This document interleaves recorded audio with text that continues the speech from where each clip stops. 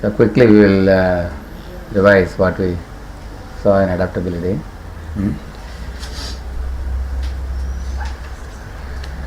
So the first one we saw was leader should be flexible, like one example was river, another one was trapeze artist. You remember?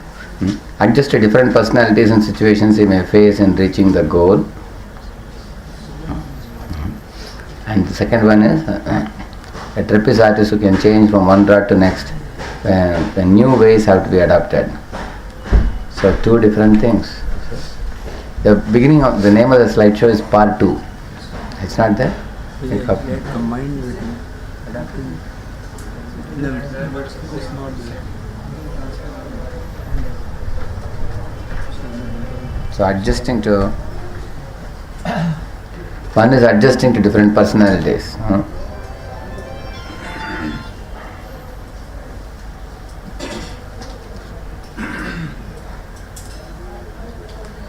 Our ability to adjust to many different personalities and situations that we face in the process of reaching our goal. We need maturity to give way to others, to bend and to tolerate. The more flexible the leader, better he will be his capability to accept pressure, he says. Maturity has a definition also. Maturity means the balance between courage and consideration.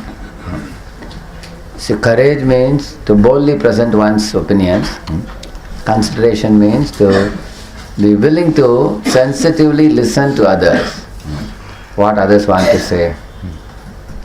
And we all are individual living entities, so naturally we have different ways of doing things. And everyone is unique, just like 5 fingers are unique, every finger.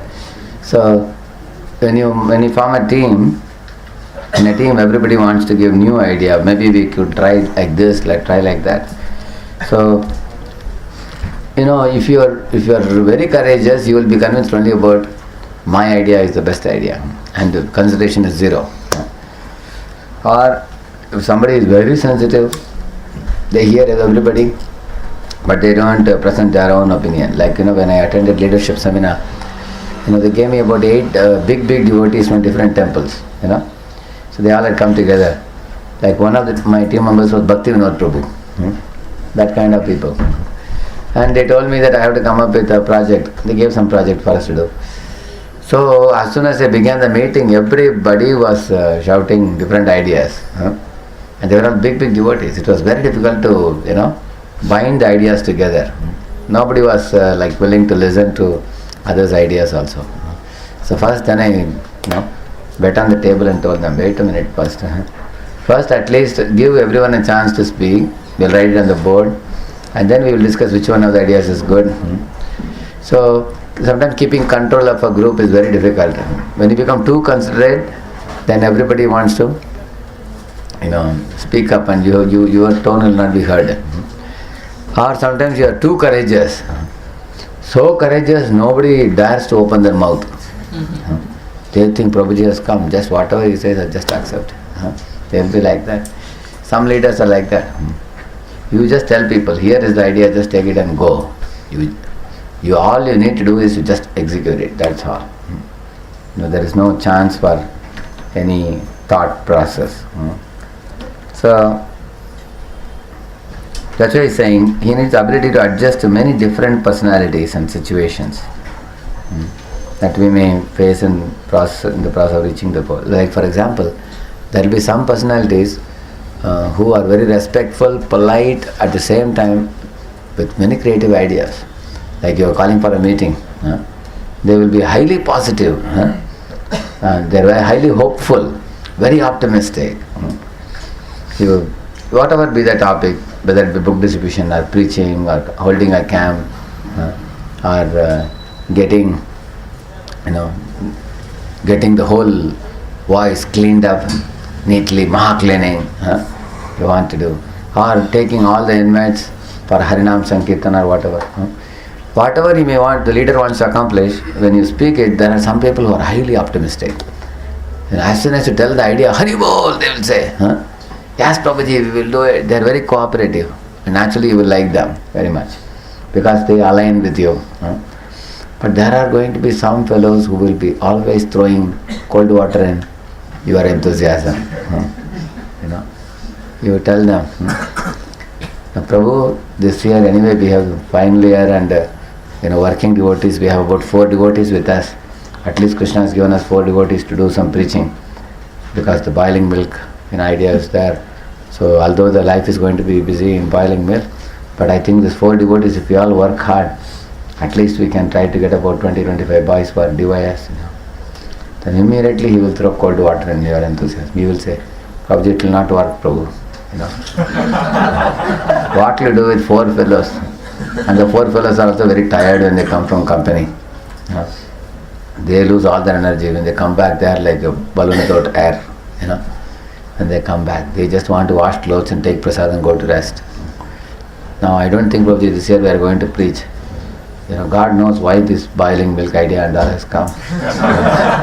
In the name of boiling milk, we are going to go down. And probably after a couple of years, we may have to close down our voice also. So these are very dangerous people. Because sometimes they speak with so much conviction, others also get affected. Who are sitting in the meeting. So that's why he's saying, ability to adjust to many different personalities, different types of peoples.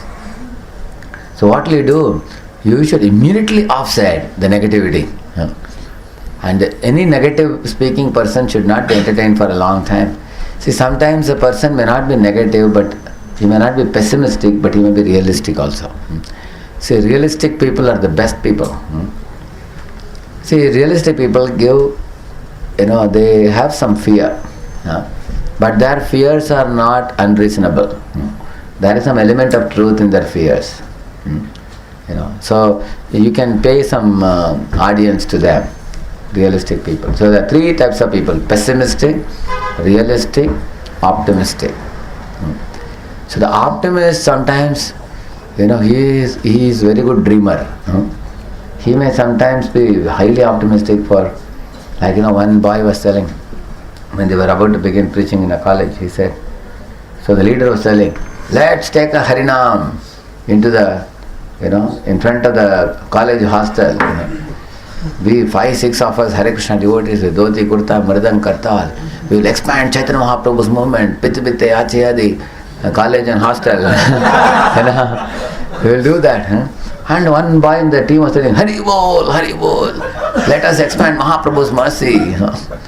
Yeah, so optimistic people sometimes may say Hari Bol.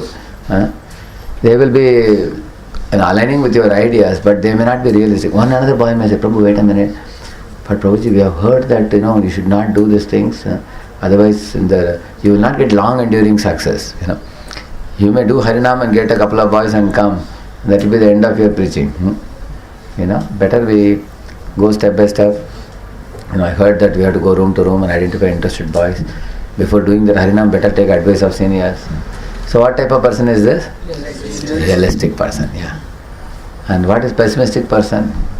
He says, if you tell him, what Prabhuji, what is the use of a few devotees doing Harinam? And 99% of the population is eating meat. And they are drinking wine. And our boys, and needless to say about our hostel boys, instead of preaching to them, better we take care of ourselves. He's a pessimist, total pessimist. He is a hopeless fellow.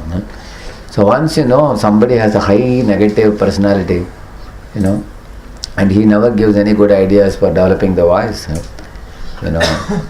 So in my early days when I came here also, there were some people who were negative.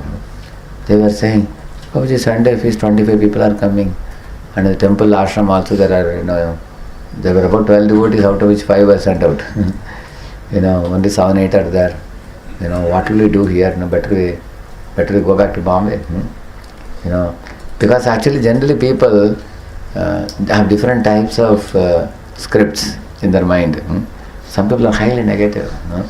Like you hear the story, a man went to some town and to sell shoes of his company, and he was highly negative. What he did, he was watching all the people are going barefoot. So he returned back to his city and said, nobody will buy shoes in this town, he said. Whereas another man, what he said? He said, nobody has shoes here. Everybody needs a shoe. He said, please send me 2 more trucks. And he finished all of them. You see? He is very optimistic. You see? So, being optimistic is very important in preaching. We have to be very hopeful. Because the whole world is going in the declining direction. But we cannot go along with them. You see? We have just are the water? Excuse me. No, I have water. So, at the same time, being realistic means a person, who has head in the clouds but leg in the ground. He's a realistic person. Head in the clouds means creative ideas, imagination, visualization, creativity, innovation. What is it? Head in the clouds. And then presenting the difficulties and the obstacles that may come across the way, anticipating them. That is leg on the ground. You see? One has to be very smart to anticipate what difficulties might come our way. Like, we are sending the boys to distribute books in the hostel. Now, what are the possibilities, difficulties that may come? Write down the beginning itself. Some seniors may stop our boys. What should they tell them? Some warden may stop our boys. What should we tell them? If you go room to room, is it the right time to attack the hostel? Maybe the boys might go home because Monday is a holiday. Probably 3 days boys may go home. Nobody may be there. They may lock the room and go away. Or Rakshabandhan is coming, they may not be there. So anticipating difficulties is not pessimism. Anticipating difficulties is realism. Being realistic. So we have to have ability to adjust to many different personalities. We have to be adaptable. So sometimes if a person is very negative, what you can tell him? Prabhu, whatever ideas you want to give, please write down and give me. You can say like that. No, Prabhuji, I can speak so everyone can know. No, you give it to me in writing and I will tell. I will summarize your points for everyone. You don't worry. On the other hand, if somebody is optimistic or realistic, you can hear from them. So the ambience of the meeting is positive. You see? Some people say, Prabhuji, that will not work. They will say like that. But as soon as you propose an idea, and that sometimes makes everybody become negative also. Yes, you had a question? Once one senior devotee who was my authority, so he told that you go and do like this, like there was one case of wardens or someone giving a power. So it was like little bit out of the box idea, seeming as pertaining to the situation. Okay, now I have to tell it to some student devotees. So I asked him, Prosi, okay, we'll do like this, but I'm thinking that there may be a chance that the warden or the other professors may say like this, then what should be our reply? So he said, don't have lack of faith, you just go and do this, and it will work. I said, Prosi, I'm having faith, but how anticipating difficulty. Yeah. So that time I was confused because I had similar thing. So how do we draw a line between what? Yeah. See, on his part, if he says, have faith in my words, don't be worried unnecessarily, nothing will happen, go ahead. So what you can say, Prabhuji, I have full faith in your words. In case some difficulty comes, you guide me for that also. Because generally when you send anybody on a new venture, you can also tell him that if you go in this road, if this road is blocked because Prime Minister of India is coming, so they may put barricades and block it, then you can take a bypass and you can go in this road, and that road is likely to be open, although it may take a little longer. You can go by that route. So we should always, have the alternatives open when we give some instruction to somebody, and we should not force any instruction down the throat. We have to give chance for people to understand that there are alternatives for everything. That will be coming now. In decision making it will come. Your point will come. So in adaptability, for example, another example. So one boy has become a voice inmate. Now he has been a guitar player in the college. He's been playing electric guitar in the college music. Now when he comes to voice, when he's shifting all the items, you find him playing a guitar also. So you may feel a bit disturbed there. this is something that doesn't fit into the voice setting. What is this big guitar? Is it not true? Like one of our boys in ITBHU, he had multiple talents. He was a football champion, and he was a elocution competition, used to speak and debates. And there was one group of hippies there also. They were drug addicts. So he had a touch with them, but he won't take drugs and all. But he was also having friends in that group also. So he had a lot of friends. So when these kind of people sometimes become devotees, they bring some of their old things along with them. Like they bring some of the rock music songs, they bring some of the Hindi movie CDs, they may bring their, guitar, isn't it? So they may bring the football also. Imagine if somebody keeps the football in the voice for playing. Then what is the question all inmates get in the mind? Prabhuji, the law of football is there, and this fellow goes up playing. What about us? So can I bring one cricket bat and keep here? Is it not true? So we have that fear. See, on one hand, we want talented boys, powerful boys to come and join us. On the other hand, when they bring their old things with them, that we don't want. We tell them, see, keep everything out and you come alone. With Alang Tilak and Gantimala and Hare Ram Hare Krishna chanting. Isn't it? So this boy will tell me, probably if you don't allow those things, then I can't, become an inmate. So here comes the greatest challenge for the leaders. How to, which fellow to allow inside entry and which fellow to keep outside. That's challenge. See, now I told you, these are not very dangerous things. Like somebody wants to play football, these are not nishiddachar. Or somebody wants to play guitar, or somebody wants to still hear rock music. The very new boys, we tell them, you can hear rock music only with earphones. Don't hear it publicly. You keep it. Of course, at the time of entering voice, by the time they have heard many times from us that if you want rock music, you have only George Harrison, nobody else. No other rock music. Until some other new person, new devotee sings like George Harrison, some new song, Madhav Das or something. Whatever limited scope we offer you, be happy with that. So we inform these things generally before admitting people. But sometimes, as I told you, there is some amount of adaptability possible. And if you're seeing all the Hindi movies and everything, where you tell him, Prabhu, then you stay nearby and come. Whenever you're able to give them up, you can join. So the idea is we should not lose devotees. At the same, in the name of being very rigid and strict, we should not lose devotees. And then in the name of being lenient, we can't allow anything and everything. Like for example, one boy admitted after hearing one lecture that he had a girlfriend. And he was a topper also, very brilliant boy. So then our leaders told me, Prabhuji, he is a topper in the class also, but he has a girlfriend also, what to do? Then I said, no, you can give him some time, maybe a month or two, but he has to give up. Give up means what? He doesn't have to do anything great to give up the girlfriend. Basically, he should not talk to her now. After he passes out of his engineering, he can keep in touch, we don't mind. He can get married to her and all. But right now, he has to give up the illicit telephone connections with her and all. But then almost one semester passed. Neither did the leaders take any action, nor did the boy give up his girlfriend. Every month he used to talk maybe a couple of times to her. And again I asked next semester, Prabhu, what are you doing? So sometimes we become weakened in being strict in certain rules because we want to hold the boys. So that is a wrong side of adaptability. Actually, we should not adapt ourselves by diluting the standards, which will eventually degrade our preaching. So, because that is Nishiddachar. In Nishiddachar there is no compromise. Like, imagine if somebody is taking tobacco and suddenly you found it out, you cannot send him for initiation.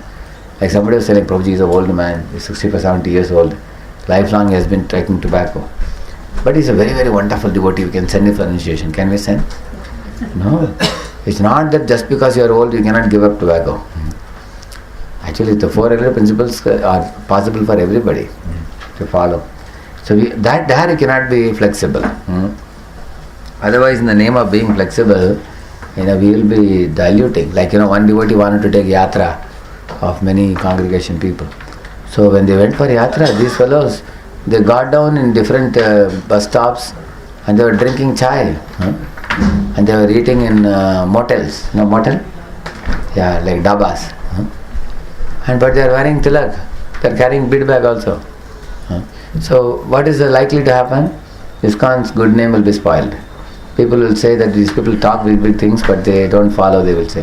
When I called the organizer and asked him, how are you doing this? He said, Prabhuji, sab naye log hain, main hi tilak pana hai inko. I only put them tilak, they don't know how to wear tilak also. But then I told him, don't present them as ISKCON devotees. Let them wear karmic clothes. What is the use of wearing dhoti, kurta, tilak and drinking chai? Useless. So we cannot be flexible like that, adaptable. So there are certain things where you black and white, clearly. You can't adapt yourself.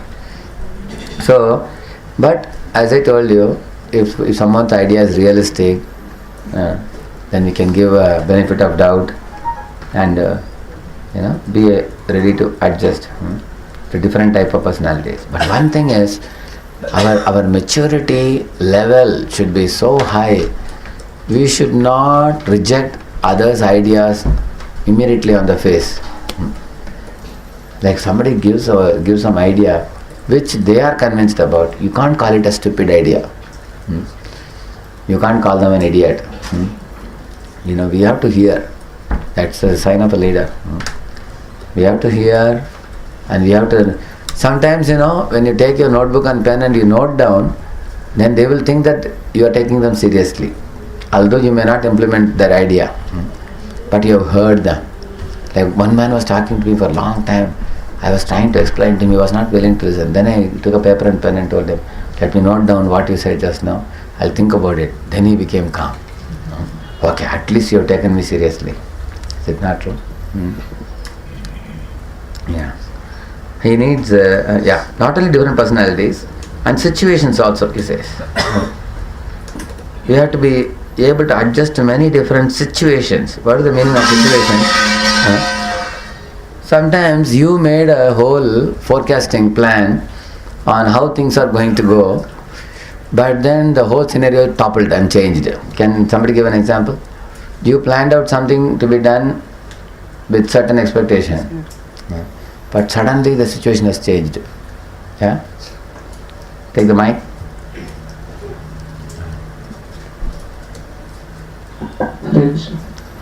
Once it happened that there were some device sessions. It was planned during it was during Sankranti time. Earlier, never used to be long vacation during Sankranti. At that time, somehow it happened that boys were 2-3 days holidays, and they bunked the rest of the week and went home. Yeah. So this is how whole situation. Yes. Then what you all did? We conducted it again. Later. Yeah. Now, in this there are some mistakes likely to happen. Say for example, Sankranti, 3-4 days holidays you didn't know. You thought in this weekend we will do the program. So you went and booked the hall, and you have paid some 5,000 rupees for the hall. And you arranged for all the subjects to be brought for cooking, prasad and everything. And suddenly last minute you come to know. Then we have to find out how much losses can be saved. Like you can go to the man and tell him, sir, instead of this weekend, we want 2 weekends later. So can you adjust this money for that? We don't want the money back from you, but can you move this money to that? And some people may agree to that. They may say it's okay. Someone else may say, no, our place is a very busy place. It's booked on all other weeks, you cannot get it. Sorry, I cannot move this money to another date. You guys were supposed to come and use it. You didn't use it, it's your problem, not ours. Then you can tell him, ये भगवान का कार्य है, भगवान के लिए हमने पैसा 5,000 रुपया दिया आपको, भगवान का पैसा, ये हमारा पैसा नहीं है, भगवान का है, तो भगवान के साथ तो खेलना नहीं चाहिए, इसलिए वापस लौटा दीजिए. Then some people think ठीक है मैं 1,000 रखूँगा, 4,000 ले लो, 1,000 you may take and give 4,000 back. So this is all. You need to know how to adjust the situation. Actually, everything cannot be taught also. According to Desh Kala Patra, we have to act like that. So, then when you're moving the program to another date, you have to think, Not that some test is coming subsequently. Then although they have holidays, they still won't come. You see. So we have to be able to adjust the situations. Actually, when we have to adjust the situations, we get some stress. That time, this is called change stress. Change stress means when you have to bring about a change in action, that causes some stress. Because I planned something to go in a certain way, and suddenly I am blocked now, and I have to switch over, and that becomes a very, no, not this one, before one, 2-3 slides before, no, before, yeah. Okay, next one. I'm currently talking about flexibility. Yeah. No. Oh yeah. So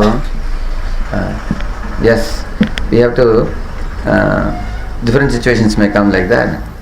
He needs maturity to give way to others, to bend and to tolerate. Actually, flexibility requires tolerance. So we don't get stress. We'll be able to tolerate it. Tam stitikshasva bharata, Krishna tells Arjuna. And especially ours is a devotional service. It is not just a material tolerance.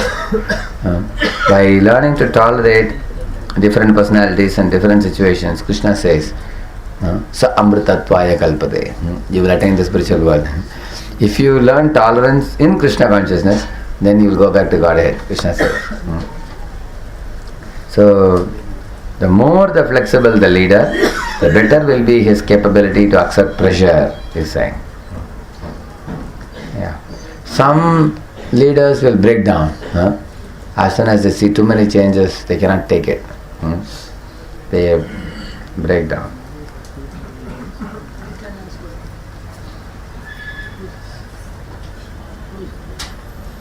Changes, I'm reading from the notes. Changes, yes. Who has a question? Yeah, quick. You were explaining just now that some people and the leaders have not that system of adopting the dynamic states. And what they should do? They should chant Hare Krishna. Yeah. Because chanting Hare Krishna builds determination. We can chant more rounds. Instead of chanting 16 and stopping it, we could chant 25 rounds some days. Actually, we have to build the willpower. And the willpower develops by chanting. When the willpower is high, the determination is high. And also we have to make our association very effective. Actually, to the degree you identify with spiritual world and Guru and Krishna and yourself as Atma, the material turbulences will not affect you. Just like in the ocean, if there is a boat on the top of the ocean, when there are huge tides, the boat also gets toppled. Is it not true? Isn't it? Prabhupada says in one lecture, we are all like a man inside a boat. When the waves are toppling the boat, the man is thrown inside the boat. Like that our mind throws us, Prabhupada says, inside the boat. Initially, when you don't know boating, you have no experience. But later on, you learn to row the boat, which is like training the mind to become controlled. Then as the waves go like this, the boat also goes, you don't get frightened. Isn't it? If you are a very new person going in the ocean for the first time, when the waves go like this, you will think, I am finished now. Is it not true? But as you keep driving the boat, you have seen how the boatmen, they keep their body slant and still they manage the balance. Similarly, we have to learn to balance the mind, even in adverse situations. And that becomes easy when we have tremendous willpower and determination, which comes from chanting actually. And chanting. And actually, in those days, if you tell the kings, do something great, something ambitious, immediately they'll go to forest to do meditation. Because by meditation you get tapobala. When you become angry, when you become lusty, when we lose temper, then we lose the tapobala. Like you see Vishwamitra, by becoming angry on angry on Ramba later on, he lost his power, you see. So these material emotions which degrade us, they also make us lose our determination and power. On the other hand, if you invest time in meditation, as people do, they take a sankalpa to perform, like Dhruva Maharaj, you saw, he performed Om Namo Bhagavate Vasudevaya, got such tremendous power, tremendous Shakti. Earlier he could not adjust to his stepmother, but later after he saw Vishnu, he could adjust. Is it not true? he could become flexible, he could bend himself. So that is the spiritual connection actually, because management, managing people is not just a skill. Maybe some skills are helpful, but in the long run, as you manage more and more people and more things, we will need tremendous inner stability. With inner stability, that's why Maharaj General, what they do, in a year they take 20 days out and go to Haridwar and sit in the middle of the Ganges on a stone and chant 64 rounds every day for 10-12 days. Why? Because you gather a lot of momentum, tremendous power. Do sadhana, build your inner willpower, strength, and come back. And you'll have the spiritual muscles, with tremendous spiritual muscles and mental muscles. You will be like a shock absorber. Any storm comes your way, no problem. Any type of storm, you will not get shaken up. Like a boat that is anchored to the ocean beach, strongly anchored. No matter how fierce winds and waves may come, the boat will go this way, that way, but it will never get carried away. Whereas when you don't, so anchoring the boat in the ocean beach is like anchoring our chitta in Krishna's lotus feet and Guru's lotus feet. Chittite Koriya Aikya, we say, no? That is anchoring. When we anchor very strongly, then we are anchored on spiritual platform. Then the material turbulences will not affect us. It's like, for example, the waves are going like this, but you are in a helicopter above, so they are not affecting you. You see, when you become transcendental to the lower modes, especially passion and ignorance, you see, then we will not be affected. Yeah. So some more little notes I wanted to read here. Change adopted in a systematic method according to the need of the other brings enthusiasm and newness. We find whenever people get together, they all like to bring about a change. So that is a trapeze artist example we saw before. And okay, let us go to this. We already told last time. You all told it. What happens by total flexibility? By total flexibility, there will be, what will happen when you let everyone do what they want to do? Total flexibility. Chaos.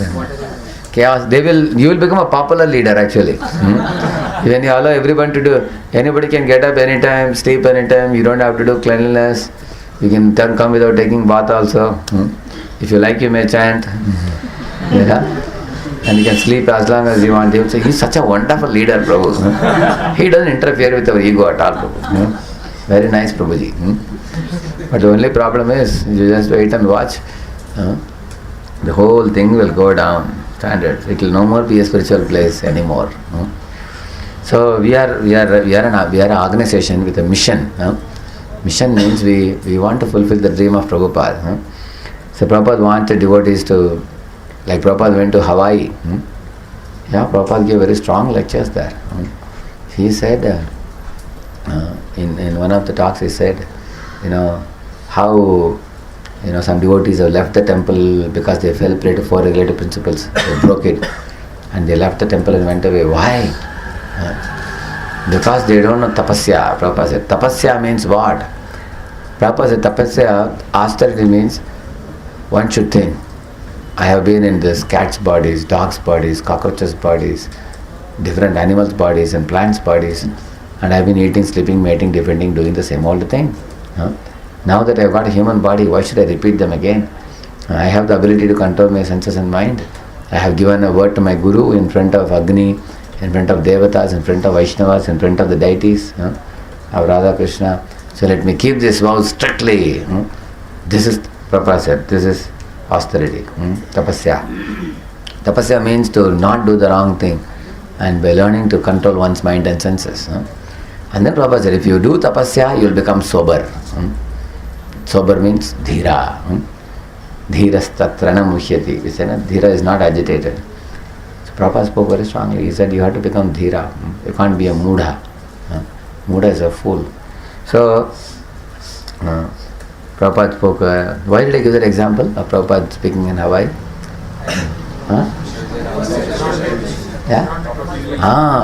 In the, when people, and then Prabhupada said, one step before getting the strength to perform tapasya is leading a regulated lifestyle.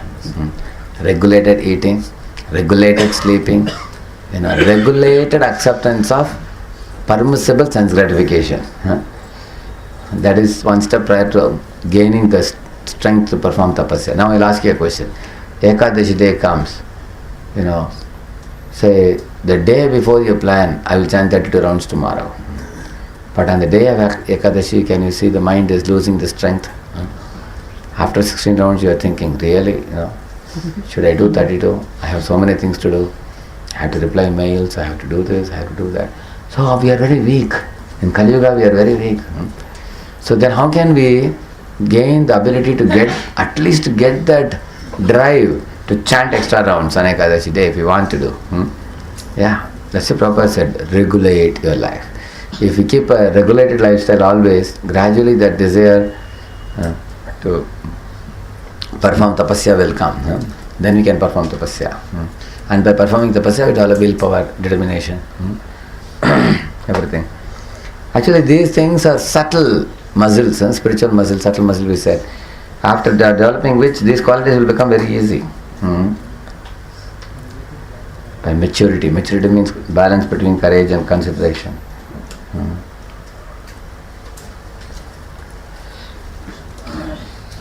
Yeah. One more point here he says about flexibility. Flexibility is very important in dealing with customer complaints, he is saying. To face those moments most effectively, employees must be given some degree of flexibility. See, sometimes you go somewhere, people say that, we have to ask our seniors for every small thing. We have to ask them. They may not permit. This may be not allowed. That may be not allowed. Then people will wonder, right? This fellow cannot decide on anything. For every small thing he has to go to his senior. People feel like that. So our system should be such that certain decisions should be held by the leaders, and the other decision that what younger devotees can make should be given to them. So can you give an example of how the youngest of the devotees in the voice are allowed to make decisions on the spot, which doesn't have to be handed over from the top? Can you give some examples? Yeah. Take the mic. Usually we have fixed menu in the kitchen, and we have usually making a regular change we do consult with the senior or OCM. But then sometimes due to the availability of some vegetables or due to certain scenario like gas got over or it is less, yes, he may make a small change. Yes. That is permissible and our duty to understand it. Correct. So it's a permissible change. This kind of change. Any other change you all remember? Where the change is allowed and you making the change without the permission of the superiors will not be vehemently condemned or something. Anybody? Yeah, yes. Take it. Same voice, if some devotee is getting suddenly sick or his health is gone bad or he might with an accident. Sometimes, like if it is a normal, somebody is getting regular, is having some regular problem, then we consult to how much to be aware. But if something is sudden, you can't take a permission, you need to just act on it. Yeah, correct. And sometimes you have to spend money also. So you have to spend on a boy some 2,000-3,000 rupees. You would like to take permission of your senior to before spending that money on him. But then it's bleeding now. He has to be taken to hospital. Then you close your eyes and spend the money. Because there is no possibility of waiting anymore. It's an emergency thing. So in emergency, sometimes younger devotees can make decisions without consultation and then later on check whether the decision they made was appropriate or not. They can check later. Very good. Yeah. Yes. Any other example? Actually, some people will criticize that we are too rigid about things and inflexible, especially regarding our voices in Pune. Sometimes people say we are too rigid. So why people feel like that? It is because of the immaturity of the leaders. Because the leaders who handle situations in a certain way. I'll tell you one example. Say a boy has got viral fever. He has taken antibiotics in the night. Now he sleeps at about 9:30, 10 o'clock. He returns from the hospital. Now some leaders expect that morning he has to come for 4:30 along with a blanket or something and sit in the Mangalarti, chant with devotees. This is too high expectation actually. Because if somebody has taken antibiotics, he needs a continuous sleep. If he sleeps at night 9 o'clock, he can he can get up in the morning 9 o'clock. There is no problem if he has taken antibiotics, because antibiotics is a heavy dose and it actually forces you to sleep. And one needs continuous sleep. But if somebody thinks that, hey, this devotee is sleeping till 9 o'clock, another devotee says, Prabhuji is sick. And then Solam will say, is he actually sick, Prabhu? What does that mean? So that means, we don't respect someone genuinely being sick. And that is why we will be termed as fanatics. This is the meaning of fanatic. Another devotee says, okay Prabhuji, when I was having fever, I covered myself with a blanket and came and sat in temple hall to associate with devotees. The temple hall is vibrant with holy name. Why can't he come? Other fellow says, Prabhuji, he has antibiotics, he has taken everything. So they both keep arguing like that. So this is why the leaders have to be flexible. If somebody has eaten heavyweight medicines, he needs rest. Like I remember Bhaktirasan Maharaj will come and tell me in Chapati when I was having malaria, I would try to get up in the morning. So he would come and put me back in the bed and say, Radheshyam, you need complete rest. And he will say, complete rest, you should not get up, okay? Yes, Prabhuji. What did I tell you now? Complete rest, okay, complete rest you should take. He will ensure. And because he was there behind me to make sure I take rest, because malaria time, if you are jumping and going here, there, it will relapse. One needs complete rest in malaria time. So sometimes if a devotee has some sickness, other devotees not sensitively understanding the sickness of the devotee, they behave insensitively, and we will be termed as fanatics for that. See, this is one example. So when you get genuinely sick, you will understand what sickness means actually. It is true that some devotees may be cheating that they are sick, but you can't label everybody as a cheat. Somebody may be genuinely sick also. So, that is why flexibility is important. So sometimes, the leader tells the attendance in charge, hey, you have become flexible without my permission. How did you allow the devotee to sleep till 9 o'clock? You didn't ask me. He will say, Prabhuji, I went to see him, he has taken medicine, he is sick. So this kind of tussles come sometimes. So, yes, we should not be overly lenient, degrading the devotees. We want them to be, we can't apply these rules very fanatically. Yes? Sometimes what should be the rule for going late night until what time? If one goes very late night, then we should get up still early in the morning. Not sick, but late night, yes. Generally, if they go after 12, then we can't expect them in the morning. Early morning. That's what we said, midnight. If somebody, for example, somebody comes to voice at midnight from home, or late midnight at 12:30 or 1, they come. So you don't expect them for the next day morning. Yeah, they can't get up in the morning. In 2 hours, 3 hours, how will they get up? Not possible. Where? Yeah, brahmacharis is the same policy only. But some brahmacharis, at 7 o'clock only they sleep in the train. 7:30 only, and they sleep till 12 and 12:30, and they come to temple in half an hour. Then they continue to sleep between 1 to 3:30 or 4. Then they can get up. But if you are not slept in the train, you didn't have reserved ticket, you are awake till 12:31, and then you come back and sleep. Then you can sleep till 7 o'clock also. That's why the sincerity of the individual is important. Anyway, so there should be some flexibility. See, if you are on the flexible side, you will be called compassionate. If you are on inflexible side, you will be called fanatic. You understand, no? Yeah. There should be some flexibility in working. Like for example, you give some money for a devotee to purchase some things from the market, he goes. And he purchased some new bulbs or something to be put in the altar. And then the PM saw that and said, hey, why did you buy these bulbs? These are too costly. And if you purchased in that market, it will be half the price. And then he can say, okay, now you purchased it anyway, we can't give it back, we'll use it now. Next time before you purchase anything, ask me. Yeah, you say like that. And you can leave it at that. You don't have to make a mole into a mountain. You are unsurrendered to authorities. You are rebellious. You are uncooperative. You are whimsical minded. You are crazy. You are mad. One special hell is being prepared for you. then you will be called as fanatic. You see? People do mistake. And also, we don't have to publicize everything. You can talk it privately. Call a devotee privately and tell him, Prabhuji, you seem to make decisions spontaneously on the spot. Please don't make such decisions. Phone me up always. Prabhuji, I was trying to call you on my mobile. Your mobile was switched off. Okay, it's all right. This time it's all right. Next time, be careful. Leave it at that. Yeah. You see, he says, a tree that bends with the wind does not break, he says. Which means, if you are a flexible leader, everyone will love you. If you are too rigid, people may not like it. Because everybody is a human being, they want some amount of flexibility. We also call it as a breathing space. Breathing space means, give us some amount of freedom. Don't choke the throat completely. But there are certain things we cannot be flexible. I'll tell you, for example, just now, before coming here, they have booked ticket for one of the PBS devotees to go to South India.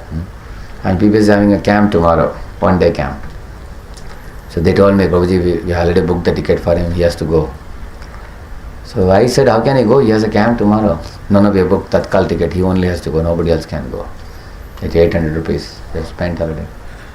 And I told them, why didn't you check before booking his ticket? Probably one another devotee booked the ticket, they were saying. Then I told them, okay, let us endure the loss. So I told him, he cannot go. He has to go for the camp. So tomorrow that boy is going to go for the camp, 1-day camp. And for him to attend the camp, we are losing how much money? 800 rupees. So sometimes we have to weigh and see the loss. Like if this devotee is not allowed to attend the camp, which can be giving him a lot of inspiration. See, when it comes to people and money, we have to put people in the top. People are more important. Sometimes we can compromise on the money. Sometimes we can compromise on preaching also. But the inside people, if you don't keep them happy, then they can't do anything. Tomorrow, if you keep the inside people happy, then they will do something wonderful tomorrow. You see? So, that is why somebody may say, Prabhuji, why are you not flexible? Out of the 15-20 devotees, I am asking one devotee for going on. But why are you so rigid? Actually, we are rigid for a good cause. You understand? We are rigid by putting people before the project. There you can be rigid. You understand? No? You should not be flexible for a wrong cause. Yeah. Let's go to the next one.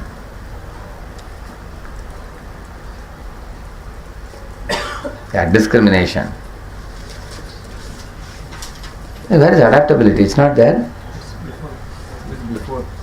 Okay, sorry. Adaptability is over. There were all the things are over.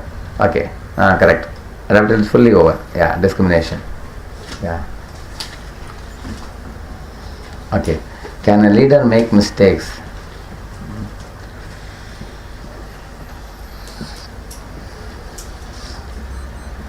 Okay, before talking about leader making mistakes, I will say a little bit about discrimination here. What is discrimination? Discrimination means the powerful ability to know the difference between what is right, what is wrong, what is reality, what is illusion, what will benefit, what will be harmful. This is called discrimination. Like for example, in those days, one preacher told his subordinate boys, it was in one of the colleges. So they had arranged a one-time program where they expect about 800 boys, and I was supposed to do the program.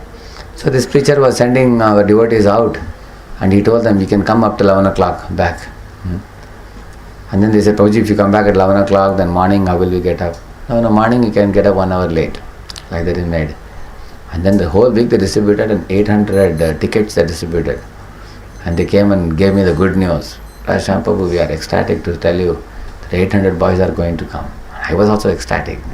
Wonderful. They were supposed to do a one-time program. But then I got the news that devotees came at 11:30 and they got up 2 hours late in the morning. One of the boys was waking up late. He said, Rajsham Prabhu, we never work, we never do anything independently. This has been told to us by our authorities, that we have to go late night and come late in the morning. Really? Which authority told you? He asked him. Then he told me one devotee's name. Oh, really? And that was the devotee who was organizing this program.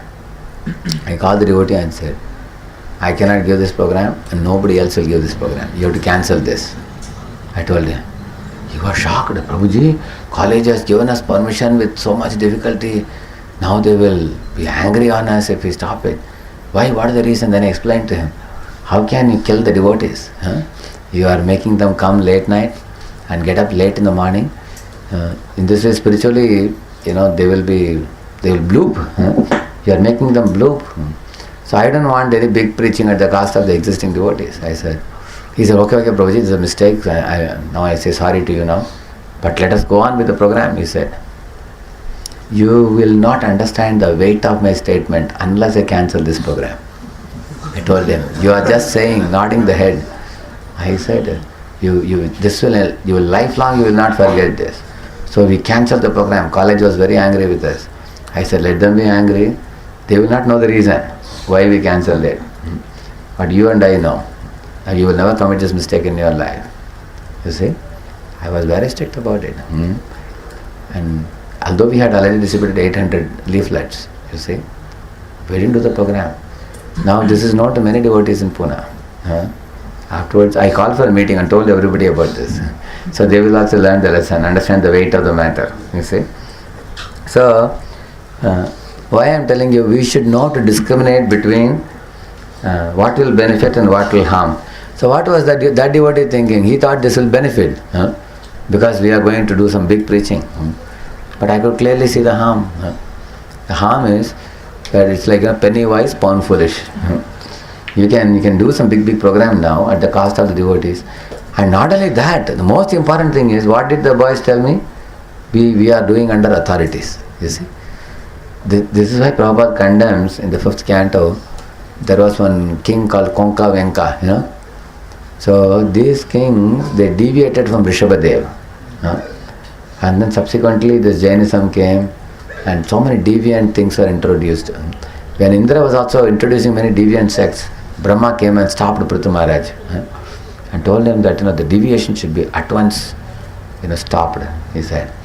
Similarly, if authorities themselves give wrong instructions because of wrong discrimination and because of blind sight, because they are not Brahmana, they are Kripana. Kripana means what? Short-sightedness.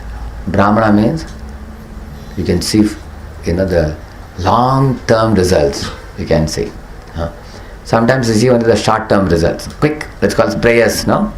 Prayers and shreyas. He says, Bruhi. What he says in that verse? Karpanya dosha padasvav prichamitvam dharma sammoda cheta yat shreya syan nishchitam bruhitanya. Please tell me what is shreya for me. I can only see the prayers. You tell me what is shreyas, he is asking. Shreya means long-term benefit we should see. We should have the ability to discriminate. Yeah. Yeah? If these things are occasionally, then whether we allow to students? We should never allow. Even occasionally also we should not allow. Because what you introduce occasionally, they will make it regularly. You will see What that. type program? This is semester. Once a year. Yeah. Every year something is happening. Then you should or not. We should not do it. Because you should do it only if your superiors tell you to do it. For example, if I say, nowadays also I see that many voices in the name of camp and other things, they go very late. But at what time do we end the camp? Tell me. 8 o'clock. 8:15 we finish. And you don't have to wind up. You can simply lock up the rooms and go and take rest. Next day morning you can wind up. Next day morning get up, do your sadhana and everything, then you wind up. And clean up the place and everything and go. You don't, sometimes our devotees are awake till 12 o'clock, saying that we are winding up. But why should you? And then next day morning your japa suffers. Is it not true? Actually, we have so many devotees now, you don't have to keep late nights to make devotees. Already we have enough devotees to cultivate. So many already. So we are not, in the early days some of us, some of the devotees were going late nights. Now we have so many devotees now. So we can sleep early and get up early. That is our standard now. So follow the standard. So don't introduce something on your own, because then what will happen? The boys will Actually, there is a saying in English, no? If the father kangaroo jumps, 8 feet, the child kangaroo will jump 16 feet. You know that? So you relax this much, and your people under you relax this much. बड़े उस्ताद है उसमें, हैं? They will relax very nicely. प्रभु जी ने सिखाया हमको कैसे relax करने का. They will relax very big. That is why we have to be very strict. Yeah. But the authority says, I am also going late night, you also go, and go wind up now only. Yeah. In such scenario. Then you have to report to his authority. Yeah. You can report to his authority, yeah. Previous question about that. As I told you, no, now I am telling you a simple suggestion. Now its time is 9:30 now. You sleep there only. In that place only. Close all the doors. Morning you wind up. Is anybody going to scold you? Or if you know next day morning there is a marriage or something, they want you to wind up, you should tell the preachers that Prabhuji tomorrow morning there is this thing, so the program has to end by 8 o'clock latest. Because if we start winding up at 8 o'clock, it will become 9:30 for us. And then everybody helps in winding up and everybody pushes off early. So our timing is 9:45. Instead of 9:45, you went at 10 o'clock to bed, it's alright. But you make it 10:15, 10:30, 11. Then people will say that, so because we went to camp, you won't get up next day morning. They will say. Yeah. Now in many centers, people go for Sankalp camp, Surti camp. I have always seen people always go late night. People always go late night. It is a very bad practice. I will tell you, we will go down in our spiritual strength. If you don't, actually the body and soul are very strongly connected. If you don't get enough rest, morning will be dozing in chanting. We can see how everybody struggles in chanting. Because we don't get enough rest. You see? We have to become little fanatical, strict about our timing. Sometimes Like we go to camp, say for example NIT Suratkal, we go to Pajak Kshetra. We can extend the camp till 9:30 or 10 at night, and after that eat prasad and end at 11:30. Is it necessary? We end the camp at 8 o'clock. Because if you end the camp at 8, then boys can sleep at 9:15. Isn't it? So in the same manner, so in those days also when we used to go, I used to tell Sadai Prabhu and others when we organize, end the camp early always. No need to go late. Late night is no good. And because all day we are talking. We had dramas, we had activities, 8 o'clock wind up the whole thing. But we need people who are sensitive about time. Yeah. Somebody had a hand? Yeah. Sometimes there are 2 train options to travel. So one train option will be something like 11:30 in the night. You should not accept it. I didn't do that. Actually, generally we take the train before 9:30. For example, nowadays I go by Busawal. Go to Busawal, stay in the center 2-3 hours, and then take another train and go from there when I go to Suratkal or anywhere like that. So even if it costs us much more time in the daytime. Because for a devotee, time is never a waste. See, for example, there is a 3-hour gap. Is it a big waste for you? Your sadhana card will get over that. Because many times you don't get time. Imagine if you go to railway station, go to waiting room, and you have 3 hours gap. How many of you will enjoy that waiting time? Is it not true? For devotee, it's wonderful. It's a bonus time, isn't it? We can do Harinam also. Actually, our time is not a waste for us. We have to book accordingly. Nowadays, I tell the devotees, sometimes I don't mind going in the morning if it is after 3 o'clock. After 2:33 is all. Actually, morning, even if it is 2:30, no problem. Because getting up early, you can get up. But sleeping, you have to sleep early. Better. Yeah. Now we have to complete this. After that, I'll take it. Okay, so I was telling about this. The ability to discriminate is absolutely crucial for a leader who is taking decisions for so many others to follow. See, this is the important thing. Why the leader's discrimination power is very important? Because many others are following him. So it's not that he is alone. So we have to very carefully decide. If he lacks discrimination power and chooses the wrong path, the consequences may be hard hit. It requires a powerful management information system for selecting, analyzing, synthesizing, prioritizing, assessing and evaluating. You need these skills for discriminating. I'll repeat it again. See, in order to develop a high power, discrimination power, what all you have to do? First, you should be able to select. Select what? Select the alternative paths available. I can do this, I can do this, I can do this, I can select the path, then analyze the pros and cons. If we go in this way, these are the pros and cons. If we do that one, these are the pros and cons. You think about it. And then you synthesize them. And then you, after synthesizing, you prioritize and then assess again and then evaluate finally the information you thus obtained. And then with this knowledge you will be able to go for accurate discrimination. I'll tell you, for example, sometimes we have make or buy decision in companies also. Make or buy means, for example, see, you have marathon coming up. Now we can buy ready-made bags, which are available in the shop. Say they are 300 rupees each. But if you employ a tailor to make a similar type of bag, it will be only 200 rupees. Now say you need 10 bags, it will be 3000 rupees in the shop. And if you make it yourself, it is 2000 only. So which one will you go for? Naturally you will want to buy and give. Only thing is the tailor says, Prabhu, I will need about 3 weeks time to supply you. But now it's already November 25th. And December 1st you have to start. So what you will do? You will purchase it. Because now although you are spending 1000 extra, it is better that you spend 1000 extra and make devotees distribute books rather than rigidly sticking to your rule that I want to save Krishna's money, Prabhu. I don't want to waste. So our marathon can start on 21st December. Yes. But Prabhuji, only 9 days left. 9 days, whatever books we are able to distribute, only that much. Because we don't want to waste Krishna's money, if somebody says. That would be like Tuklak's decision, isn't it? King Tuklak? He made a foolish decision to migrate from one place to another. You know that? So, wrong discrimination. So we need the right discrimination to decide. So we need knowledge. Actually, we need evaluation ability, analyzing, selecting, evaluating, and all these things. Prioritizing, which is important. Prioritize means which is important. You have to see what is less important, what is more important. See, this also will vary. What is more important today may be less important after a week.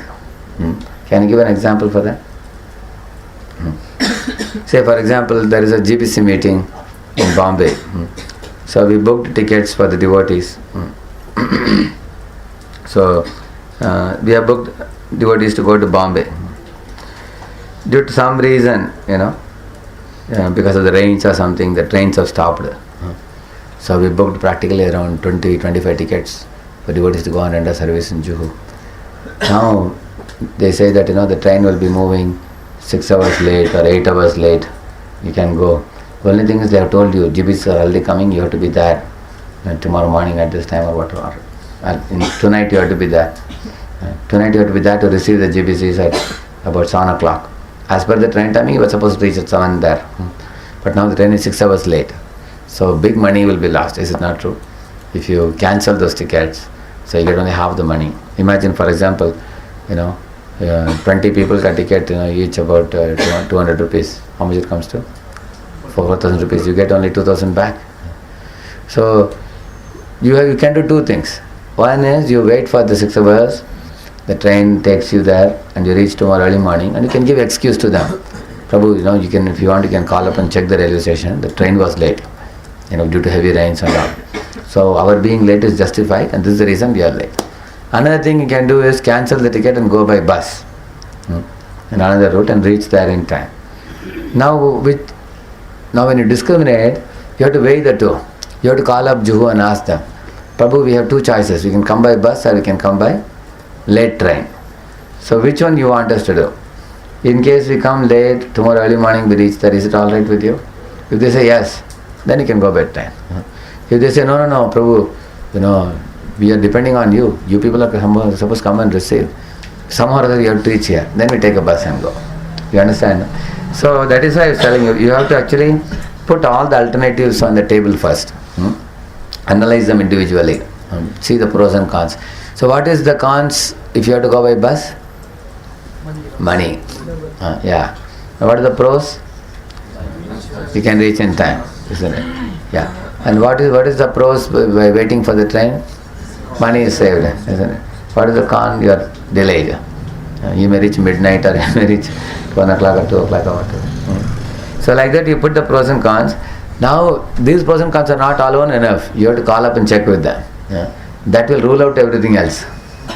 You understand, no? This kind of analyzing, evaluating, prioritizing, we have to use our head to do that discrimination. And when we do, so we have to arrive at accurate discrimination. And in doing so, sometimes we can commit mistakes. Mistakes are possible. We can commit mistakes. Like for example, when Prabhupada was in one of the temples, I think it was Amsterdam temple, Prabhupada had gone for the, is it Amsterdam temple? Installation of the deities. Prabhupada had gone, and Prabhupada was sitting in the temple hall chanting the mantras and all, performing the yajna. And then it was getting late, more and more late, and they were not opening the altar. Then Prabhupada wanted to check. So he went inside the altar, and suddenly the marble thing which they had made, it collapsed. London, it was London. So the pillars they had made, they moved aside, and the column was collapsing. And Prabhupada made a reflex action. He jumped and he stopped it and he protected the deities. And all this video was taken. Because the video people had come. And after that, Prabhupada told them, remove this from the top. Then they removed it. And that was removed and taken, and the pillars were taken, and all this was video taken. And this was all part of the live program going on in TV. And they thought this is a part of the ceremony people thought. It was real. So, you can see that Prabhupada had such a... So why I was telling you, Prabhupada called the temple president, and I asked, how can you offer such an altar which is collapsible altar? It's collapsing. You committed such a mistake before. So, of course, Prabhupada was a bit upset. He was angry with the leader and everything. But afterwards, Prabhupada finished all the program. The installation of the deities took place, and he went to room and very coolly was sitting in his bed and embracing his knees like this. And he was dancing and singing Gaurnitai's names, as if nothing has happened. So mistakes happen everywhere, knowingly, unknowingly. Like Prabhupada went to one temple and he asked them, hey, you only have Radha Krishna, you don't have Gaurnitai? Yes, Prabhupada, we have, he said. Then Prabhupada offered obeisance to Radha Krishna. And then they put on a switch, about turn. And then they got Gaurnitai on the other side. Prabhupada said, what is this? It was a rotating table kind of thing. They said, Prabhupada, we have a problem of space. We don't have much space, so we have made this rotating mechanism. So, of course, Prabhupada said, you can't play with deities like this. So sometimes devotees commit mistakes like this. Like another temple in San Francisco in those days, when Prabhupada first installed Jagannath, Baladev, Subhadra, and one of the days Prabhupada went to take darshan, and the altar was empty. And Prabhupada asked, where are they? Prabhupada, they have taken them to the beach, I think, is it? Garden. They have taken them to the garden. And then Prabhupada, and then when they returned back, Prabhupada said, you see, people have to come to see Jagannath here. Prabhupada said, here. If they want to see Jagannath, they have to come here, he said. Not that Jagannath will go out, but once in a year, out of his mercy, he goes out to meet the people, and those fellows who are lazy, who don't want to come and see him, he goes to see them. But you cannot just take him for outing whenever you feel like.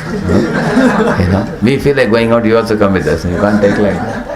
So, actually leaders may commit mistakes. People commit. See, these mistakes are humorous mistakes, not to be taken too seriously, but sometimes the mistakes may involve life of people.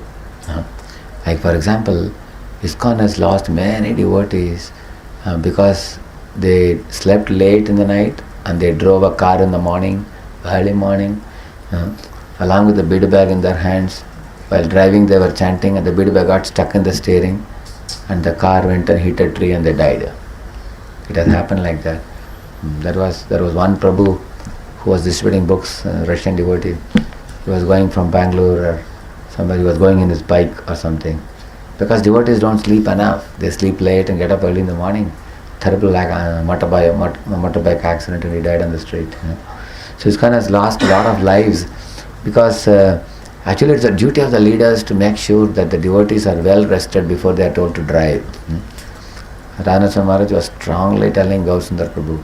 Once Gausundar Prabhu was driving a sumo from Pune to Bombay, because he hadn't obtained enough sleep, the sumo just fell off from the road into one wedge this kind of thing, one depression kind of thing in the road. He slightly dozed, it fell. Immediately there was an accident and he got hurt and others got hurt. Anyway, when we went to Bombay, I told Maharaj spoke almost an hour on automobile accidents within ISKCON and how devotees should get enough rest. And we also should not push the drivers to drive the car with little rest. You see? See, when what happened to His Holiness Tamalakshmi Maharaj was the driver who drove him. The previous day he only brought Maharaj to Mayapur temple. And he was a very good driver. Swift driver, smart driver. He knows how to cut across the lanes and bring Maharaj. Maharaj is very happy with him. The next day Maharaj said, I want the same driver. One of the things is that fellow was not well rested. He had overslept. He had not slept at all. He had been awake. And he just got 3-4 hours of sleep. He didn't get good sleep at all. So, while driving the car, and the Calcutta roads are very dangerous, and the morning it is very dark also. So he slept off and it hit a tree. It went, instead of going like this and taking a left, it went straight and hit a tree. The accident took place. But the accident took place in Fulia, the place of Haridas Thakur, and Maharaj left his body in that place, very auspicious place. And Maharaj had a premonition also that he is going to leave his body that day. He told his disciples, I am going now. I will not come back. He had told them. So, on one hand, from a spiritual point of view, we have taken it like this, that Prabhupada has called him wherever he is.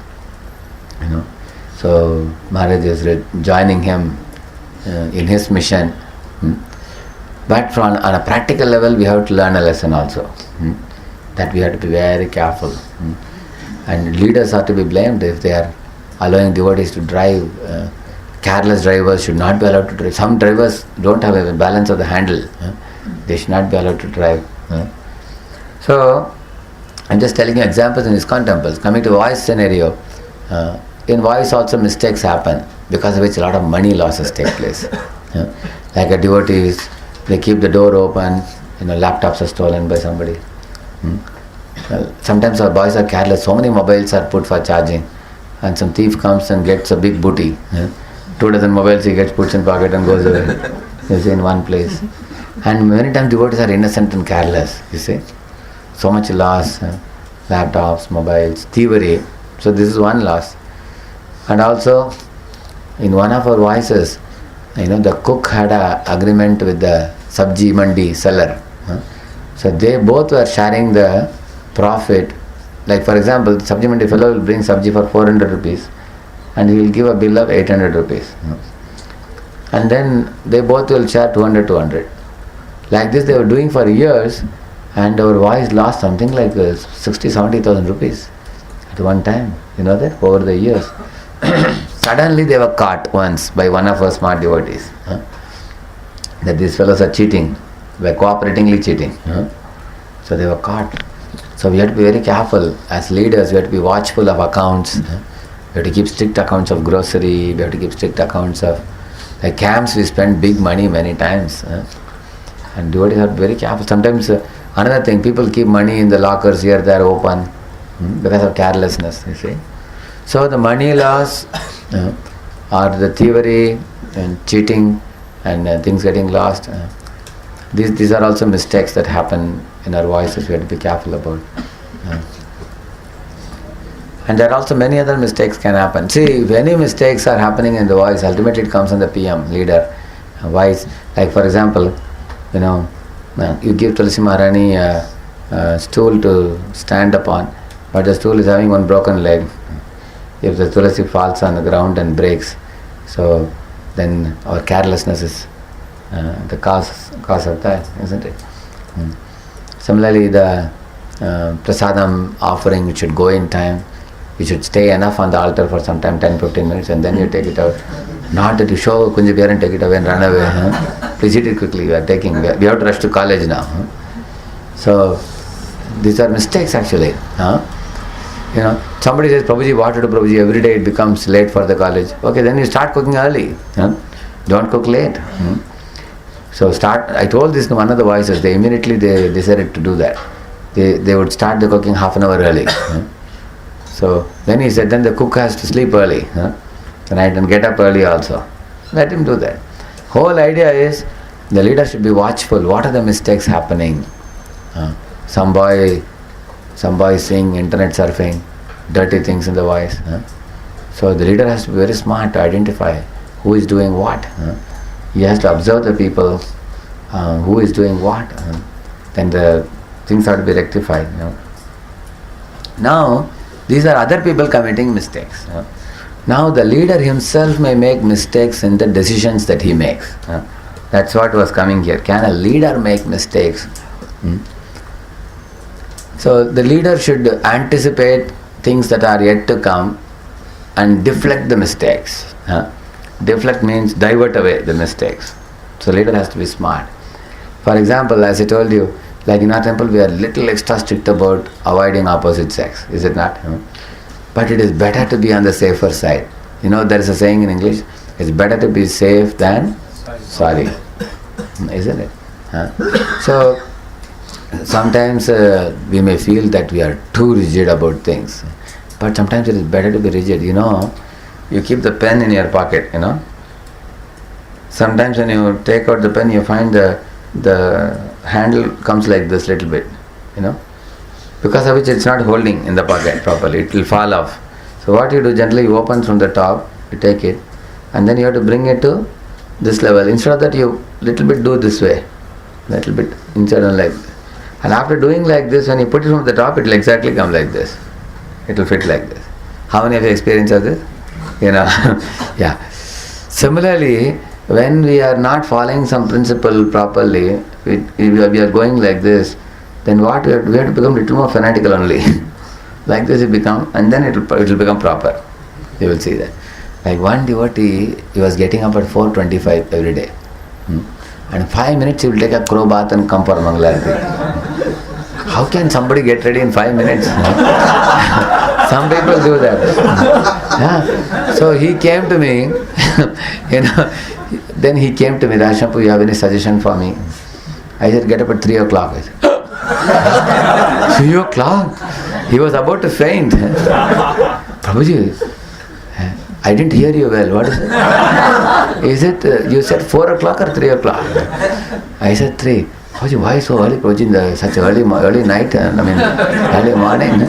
It is still night. Then I told him, you have to do the pen like this. Then it will come to this. So when I told him to get up at 3 o'clock, next day he got up at 3:45. Then the next day he got up at 3:30. I took him. So in one week he was reducing 15 minutes. Then at last he came to 3 o'clock. Then I told him, now we can get up at 3:30 now, no problem. Of course he did it for 2-3 months, again he went back to 4:25. So the old habits are very difficult to change. So the idea is, so sometimes we are a little more extra strict. The whole idea is leader should be careful not to commit mistakes. Can you tell some example of some leader or anybody where you found that some mistake was committed by the leader? Some examples. I told in ISKCON scenario, in voice scenario, somebody observed a leader committing a mistake. Actually, leader can make a wrong decision in expenditure. That is one mistake many leaders do. They buy something and later on they realize, it was so cheap. Like, I went to Jagannath Puri. One boy was selling this Dashavatar. I asked him how much. He said 100 rupees. That's all. Because it appeared like a carving in a stone. It appeared so attractive. I was about to buy it. So one another devotee said, Prabhuji, wait a minute, don't spend it, ask few people. And that's all was pushing me. No, Jiliji, aapko 80 mein de denge, le lijiye. I said, hey, he's reducing 20 rupees. He said, still let us see.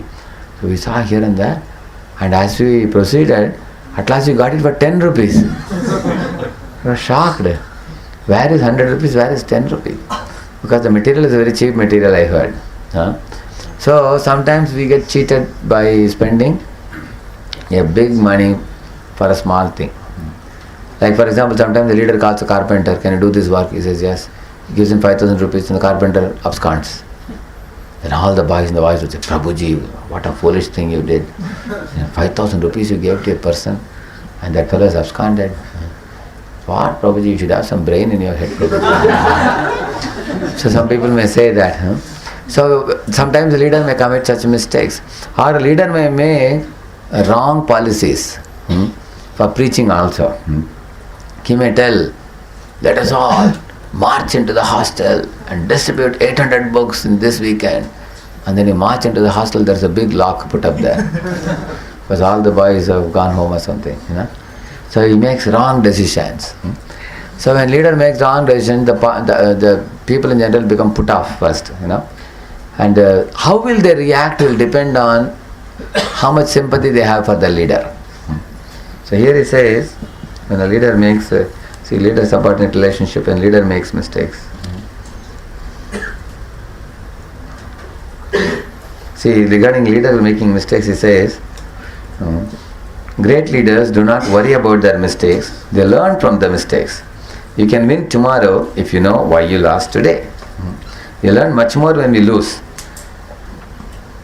And then one more thing he says, when you do mistake, don't deny. If you deny, you can never learn. Admit. Great leaders are experimenters. They stick their necks out the window. They stick their necks out and therefore inevitably make a lot of mistakes. But then people like this have the courage to take action where others hesitate. Leaders who succeed in life do not worry about the mistakes they have made. They know that mistakes are going to happen and they are willing to live with the consequences of their decisions. When I first made the book, in 1996 I made a book called as Bhagavad Gita for Youth. That was having 6 sessions. So that book got printed out and we distributed. It went like hotcakes. We printed 1,000, then we printed 1,000 more. It went nicely. But later on I felt I should do some simpler course. Then the device course in those days, we gave the name Science of Self-Discovery, SSD we used to call it. Made a thin book. So I personally made the layout of the book. If you see the book, there will be 12 different types of fonts in the book. Big, small, some bold, some small, and I would take clip arts and put pictures. Shaman would ridicule me like anything. Hey, what are clip arts on computer? I put it here in the book. What? So the book came out, and we were using the book for quite some time. Later on, some very intelligent devotees came, Rajanand Prabhu and the Sundarapa Sanghidan Prabhu. They said, Prabhuji, we can make the book look better. Then they made the, layouting and everything, and they made the book look more better. And somebody said, Prabhuji, cover page is too simple, we can design a nice cover page. And they designed cover page. We improved it over a period of time. So, sometimes if you are thinking of doing something very perfect, nothing happens.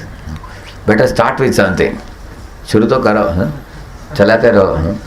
Along with that, you can keep improving. How many of you have this experience? Correct? There's a saying in English also, there's a proverb, something is better than nothing. You say, If somebody says, I will bring out a book with absolutely no mistakes and perfect looking and this and that, it never comes out. Sometimes like that. So that's why he's saying that sometimes we should be willing, we should not fear to commit mistakes. That's the point here. Like he says here, mistakes despite right motives are tolerated. Why the word despite is used?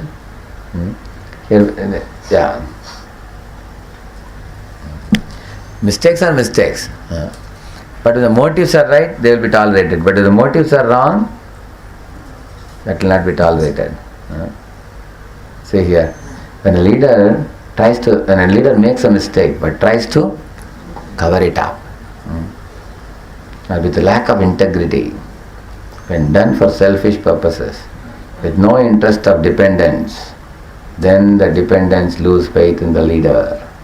You see? He says, this is no good.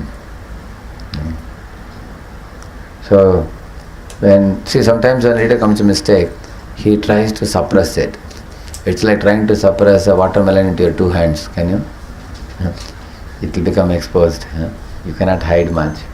So, that's why when a leader admits mistakes courageously and tells them, I have committed this mistake. There are examples in Bhagavatam. Can anybody say? Who committed a mistake and who admitted? Yeah? Sabrimuni committed mistake and he admitted. He's saying Sabrimuni committed mistake and he admitted, he says. Okay? Who else? Huh? Shringi committed mistake. Shringi committed a mistake and admitted to his father. He came and told him. Isn't it? Yeah. Any other king, good leaders who committed a mistake? Parikshit Maharaj. Who? Parikshit Maharaj. Parikshit Maharaj committed a mistake, putting the snake around the neck, he admitted. Yudhishthira Maharaj also, made one mistake. He told Duryodhana, everybody else is dead, your brothers, you are the only one left. Now amongst us you can choose anyone of your liking and you can fight, fight with us. Yudhishthira said. Krishna was standing near, we were shocked. Hey, come on, what are you saying? Huh? In case he chooses Sahadeva, Nakul like that, he will easily kill them. And Duryodhana is extremely powerful. Your benevolence is good, but not so much. This too much benevolence is no good. Yudhishthira Maharaj is too lenient. So Krishna was unhappy about the mistake committed by him. But fortunately, Duryodhana, what he thought, he considered one by one and he said, Bhima is my combat. I fight only with him. Then Krishna was very happy. Because both are so powerful that, Duryodhana was very skilled mace fighter and Bhima was a raw fighter, raw strength he had. He would come running and hit him. He would just take up things and beat him up like that. Bhima was like that. Anyway, both are equal, having equal strength. So Krishna was happy, at least he chose somebody like that. He didn't choose younger ones. So sometimes a leader can commit mistake like that. Like you see, like Abhimanyu was sent to save the life of Yudhishthira Maharaj. Because on that day, the Kauravas were planning to arrest Yudhishthira. Once Yudhishthira is arrested, the war ends. They have to again go to forest 12 years. It was such a risky thing. So then Abhimanyu was sent in the forefront. And they were, of course, they thought they could save him, but they couldn't actually. Sometimes certain decisions made, like in army, in our voice also, sometimes preaching policies you make. Like sometimes you decide, like you can see in GGD, they all went and saw, one boy, saw one flat of Amit Prabhu, that vertical building, He went and saw, we all saw, Hari Bol, very wonderful. Everything appeared very attractive. But after our boys occupied it, then the problem started. Isn't it? What were the problems? They tried to make provision for clothes drying in the top, they couldn't, isn't it? Then they had to make separate provision for that. Then water was a problem. And then what was the problem? 3-4 problems were there. Then the boys were saying, hey, what is this Prabhu? Lotus voice is more beautiful than voice. Now we feel like all of us shifting into Lotus voice. Then our devotees and anxiety, hey, we have to make it better now. So they worked very hard. Beginning from Radha Pramod Prabhu down the other devotees, practically a dozen devotees. They themselves became like workers. Many of them actually made the fence, they made the wash basin for water and everything. They put the clothesline cutting and everything, arranging the tank on the top. And actually they would bring one worker. One day he will work, and when he gets a bigger job, he'll run away. Then he called Jayadev Prabhu and they gave some people, and then Radha Pramod Prabhu. They all personally supervised and they got it done. Now somebody may scold, Prabhu, what is this? You brought us to a big flat, only looking attractive, nothing inside. There are so many problems. So when a leader commits mistakes, people may be a little unhappy, but they were all adjusting. And that point comes here now. That's the next point. See here, when the leader is honest, then subordinates can help him face the crisis caused by his mistake, and together they can correct it. You see, that's what they did exactly, because they knew that our Radha Prabhu wanted to give us a beautiful flat, and this is certainly much better than our top one, where we were, Meenakshipuram, Pansali, and the other one. This is one place where everybody can stay. Of course, there were some shortcomings which were rectified immediately, isn't it? So then everyone was ready to work hard and cover up the problems there.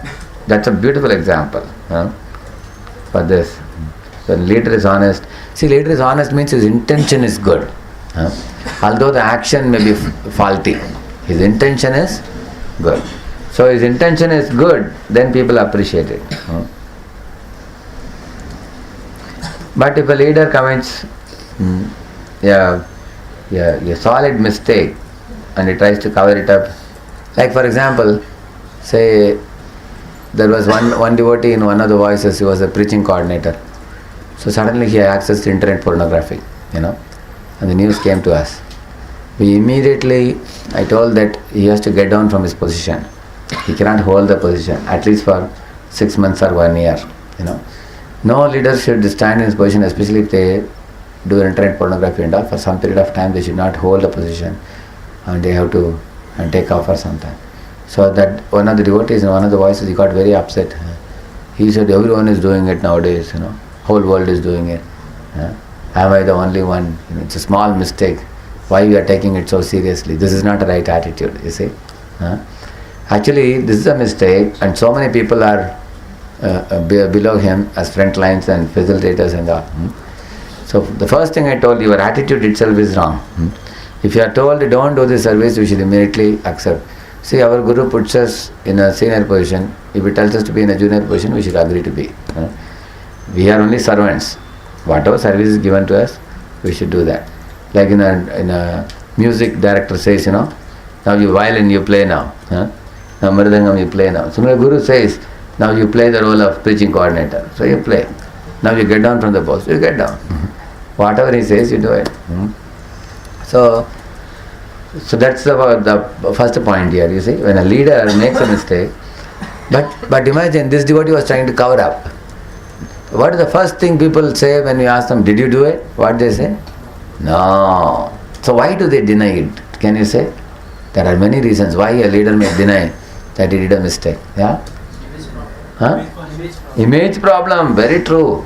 So that means what we have to do also, when a leader commits mistake, we should not make it into a very big thing, blow it up and talk elaborately about it, but rather tell him that he is a very good soul, he has done so many good things, this is one small mistake he did, let us forgive him.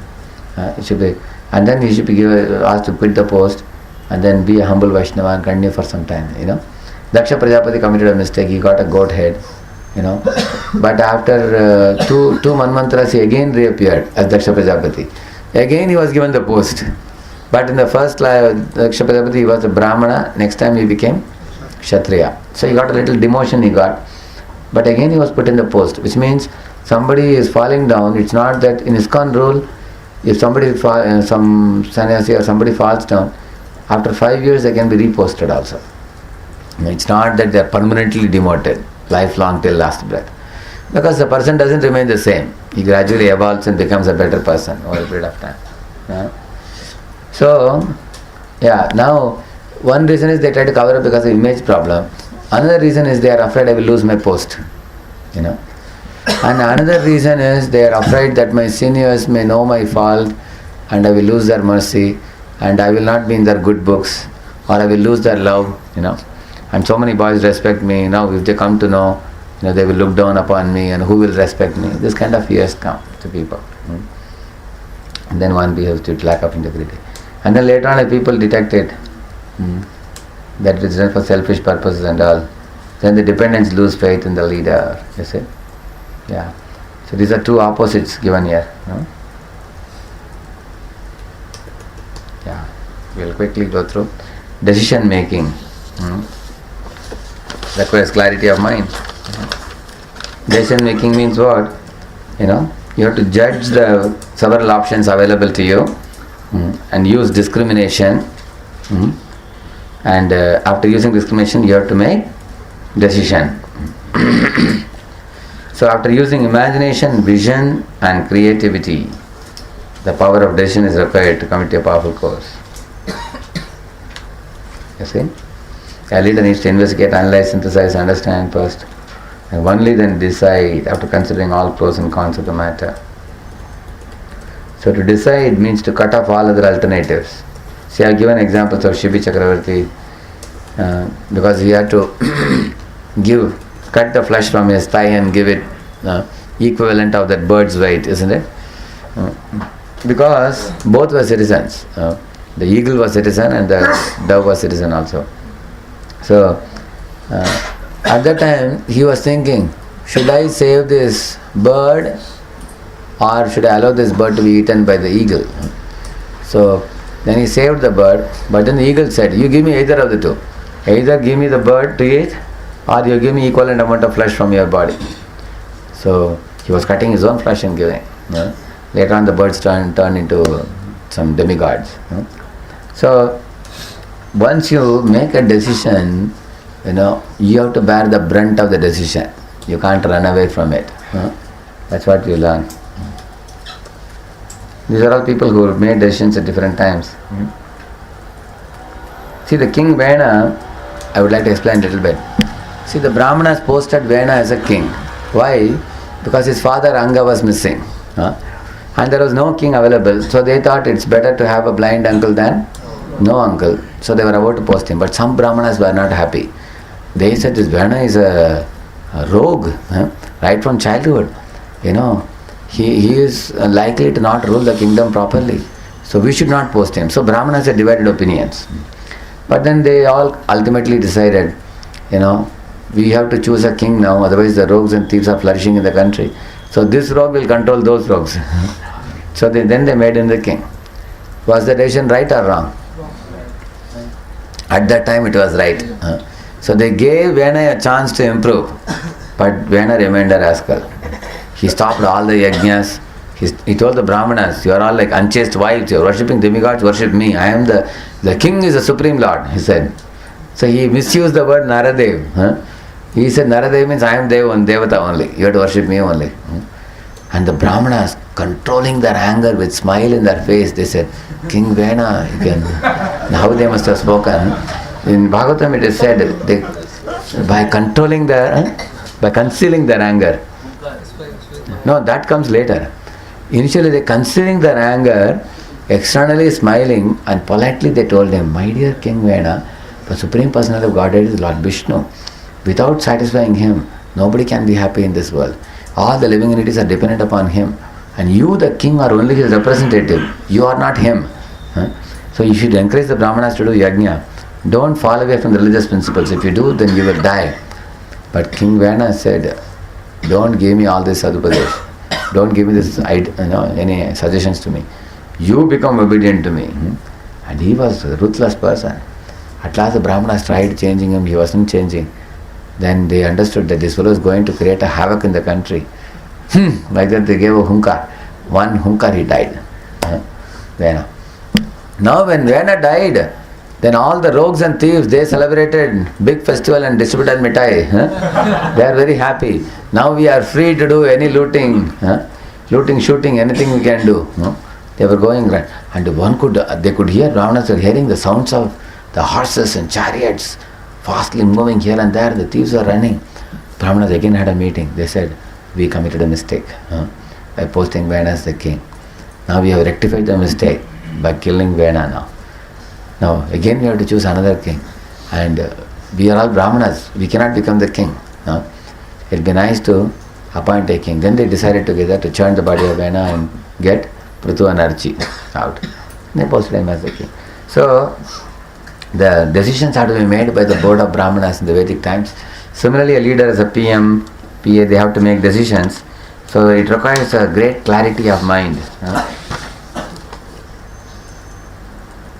The seventh one, responsibility.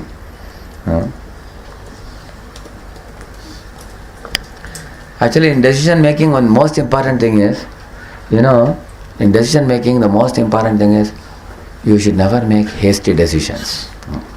You should always consult with others when you make decisions. Like, you make a decision, and you see, Yudhishthira Maharaj wanted to conduct a Rajasuya Yajna. But then he asked Bhima, he asked Arjuna, see, I want to do a Rajasuya Yajna and all, but what do you feel? Am I doing it to increase my fame, or am I doing it to please Krishna? Then he asked Vedavyas. He asked many people. He asked Krishna only directly. My dear Lord, I want to please you. I want to proclaim you as the Sarvaloka Maheshwaram. But afterwards I am afraid, maybe I am doing it to expand my own name and fame. Krishna said, no, your heart is pure. You are sinless. You go ahead with this yajna, he told him. So, when we want to do something, like even Lord Ram consults his team members, all the monkeys, before accepting Vibhishan, isn't it? So, when we make decision, see, we can consult many people, but the decision of the leader is accepted. Finally, who makes decision after Ram consulted everybody? Ram made the decision. Is it not true? Ultimately, the person, there has to be one person who will take, whatever good and bad comes from the decision, he will accept it. And he has to make the decision. So, don't make hasty decisions like Bhasmasur made. He made a hasty decision to touch his own head and he cracked his head into 100 pieces. It was a hasty decision, isn't it? So we have to think twice before we act. Similarly, in our voice scenario also, the PM should take a meeting of all the prominent front lines and facilitators, call them together. You are proceeding, okay, after DYS, will you do some bridging topics? Then we introduce PT. When should we do Sankalp? All of you, what do you feel? Which date is suitable? And when are we doing with Spurti? Some instructions are coming from the top, which you have to simply implement. And for implementing, you can take their help also. Like call all the people and tell them, we are supposed to implement these things. Please tell us how we can do that. So, consulting and working together, like in our temple, we have the TMC. We have 5 TMC members in Arpana temple. Our Murari Prabhu, Shri Gucharan Prabhu, Revatpati Prabhu, then we have Sarlakshan Prabhu, and Ramanand Prabhu, isn't it? So, we have, similarly in our voice, we have a 7 pack member. Now we have come 8 now. You all know we have included Yogalakishore Prabhu as a pack member also. Haribo! So we have 8 now. So, I am a president of the temple, but these people, they do a lot of decision making. And of course they will bring it to me, they will tell me, Prabhuji, these are 2-3 alternatives, which one you like? I will choose one of it. And finished. And I'll ask them, you all like this? Go ahead. Sometimes they bring ideas to me, sometimes I give ideas to them. Like the boat festival idea was Pujari department idea. So they came and said, Prabhuji, can we do it? I asked them various problems that may happen. What if the tank suddenly collapses and all water goes off and the Lord is sitting in a boat, there is no water? Then they gave me answer. I asked 4 or 5 questions. After that I was convinced, okay, go ahead now. Because we have to think of, hoping for the best, be prepared for the worst. Yeah. So, similarly in voice also, always the leader should bring everybody together. That will give them a team spirit. That will also, like kitchen now, we have Murari Prabhu, Shabdabaram Prabhu, and they have a big team now, 8-10 people. Before they do some big cooking or anything, they bring people together, they talk, or they go together in a group for a camp. So what happens is then it increases the team spirit. Everybody feels enlivened that we are also given a chance to think and give some ideas and all. And next one is responsibility, which is courage. Okay. Courage means willingness to take a stand. See, the leader needs courage to face the effects of his own decisions, which may sometimes be unpleasant. That means he has to be trustworthy and responsible. When leader is involved in the process of making decisions, he has to become responsible. The power to face is the ability to anticipate barriers, problems and contradictions and face them when he goes wrong. So this is courage here. To see, willingness to take a stand, to raise your voice, to face pain and rejection, to act with honor. I'll tell you a practical example. In Bombay, Radhanath Swami Maharaj introduced a counseling system in Bombay, 93. I was there when they were introducing the system. And it was nicely going for some time. And 94 it collapsed again. No council meetings were held weekly. They were not happening. Maharaj went abroad. When he came back, he came to know practically council system has collapsed. And 94, 95 again he called for a meeting of all the people councillors. He asked, why you are not conducting it? What is the problem? He heard everybody. And again he strongly instituted it. And he told the glories of consular system, how important it is. Caring for devotees is so important. And he spoke hours and hours he spoke. People are taking it very lightly in the early days. But he was so strong, That's why he is saying it, to raise your voice, willingness to take a stand, and to face pain and rejection. Because sometimes people may reject the ideas that you may want to propose. To act with honor and grace under pressure.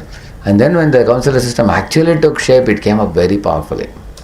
So much so that so many other temples worldwide are now inviting Maharaj to give lectures on how to do counseling and how to establish the system. You see?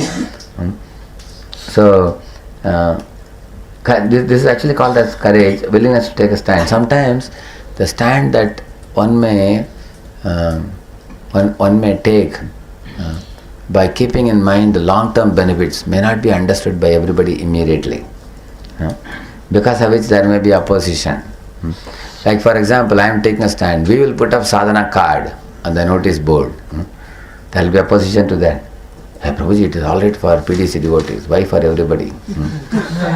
What about the grown-up devotees? Grown-up devotees have difficulty making the sadhana cards. Are we children?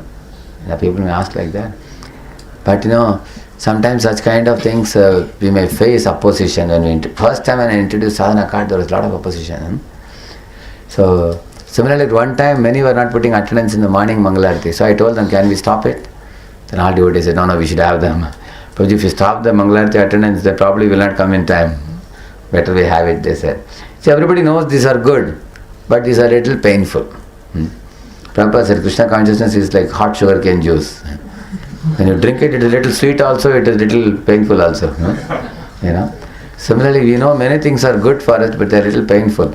So the leader has to, if he has to introduce something, now like now we are doing boiling milk, some voices may not like this boiling milk idea. What is this? Every year we have been going and preaching, doing UNRC, MMC and all that. What is this? Suddenly we put a break. We are simply becoming Bhajananandis. Sitting and just reading, chanting. What is this? Are we Garuda say Babaji or what? You may feel like that. So there may be opposition. But eventually people, so the PM will have to explain, this is a vision given from the top that we have to follow. It's for our long-term good.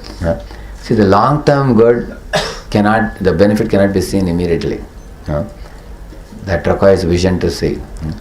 So, especially the quadrant 2 activities, not urgent, important. Those things are very difficult for, very, very short-sighted people to appreciate. Like you are standing on a lift and you are going to the 35th floor. The lift is going, but you don't see any movement at all. It appears that you are in the room only, just standing. And then the door opens and you are in 35th floor. You see? So vision is like that many times. You make a powerful vision for caring for devotees. People may say, hey, you are wasting time keeping devotees in the temple, giving such long classes. Send everybody out and let them distribute books. Prabhupada will be pleased, Hari Bol, People say like that. But if you send everybody out, nobody will come back. If you have to hold them, you have to give them training and education. You see? See, training and education is in which quadrant? Quadrant 2. Not urgent, important. Taking devotees for camps, it's a quadrant 2 activity. Planning, quadrant 2 activity. Relationship building with devotees, quadrant 2 activity, you see. So these activities don't produce immediate results. Like youth preaching, you start in a new college, within a week will you get a boy shaving up? No, it takes 5-6 years. You sow the seed, you water the plant, you grow it, put a fence, prevent, gradually it grows. So we need long-term vision. And to institute long-term vision, you need courage. Like cleanliness in a voice. The PM has to raise his voice to get it done, because everybody feels cleanliness somebody else will do. I have no time. So sometimes the PM himself takes a jadu and shows in the main hall. Prabhu, I am sweeping. See for yourself. Other guys are watching. Very good, Prabhu. You are a nice Prabhu. They don't do themselves. So sometimes PM has to come up with ideas. But how we can institute cleanliness. There has to be a time allotted for it. Today, right now, we are doing cleanliness. Come. Take devotee, each room, all of you go. One supervisor goes around and sees how they are doing. So to institute these things, you need courage. And also, you can speak courageously if you have developed relationship with the devotees who are inside. They respect you, they value you, and they take you seriously, then they will do it. And in case you are not able to get things done, you can take help of your superior. You can report it to PA, and they will help further. But the idea is, it is courage actually means willingness to take a stand. Healthy fear of risking failure is written there. You see, that's another thing. That means sometimes we have to take risk, admitting mistakes and asking for help. Anyway, it's almost time now. I'll finish with one last point. He says here, most managers are by tradition and training experts at caution, which in many situations is indeed an asset. We are skilled critics and cynics, trained to go after every weakness, and we can shoot holes in virtually any idea or initiative and have the fun in doing it. But what enables us to create a successful future is courage, not caution. He says, what is the meaning of this? For example,